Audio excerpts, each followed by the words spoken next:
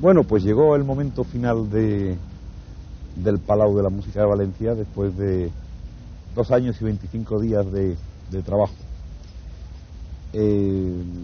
Claro, tengo que decir en muy pocas palabras la idea del edificio.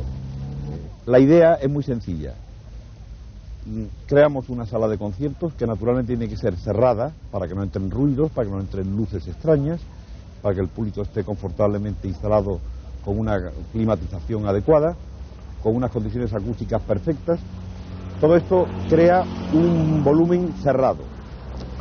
Como este edificio del Palau de la Música va a estar rodeado de jardines, por la parte delantera, por los jardines de Ricardo Bofill, y por la parte trasera, por la prolongación de la Alameda y los jardines que se van a hacer a continuación, la idea es como si no hubiera vestíbulo, es decir, que la sala fuera únicamente el único elemento arquitectónico. Y entonces los balcones y los espacios que dan acceso a esta sala pues estarían en un jardín al aire libre. El público saldría y entraría directamente desde un jardín a la sala. Como eso no es posible, desgraciadamente, porque hay días que llueve, hay días que hace mucho calor, hay días que hace viento, pues entonces este espacio se cubre con un elemento muy transparente, muy liviano, que protege de estos elementos climatológicos al público y que sin embargo siguen dando la sensación de que estamos metidos en los jardines.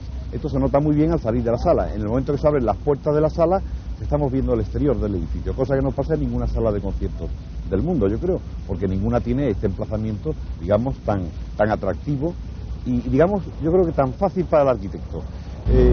Bueno, alguna crítica que se puede hacer es por qué el edificio se ha puesto mirando hacia esta parte que es poniente.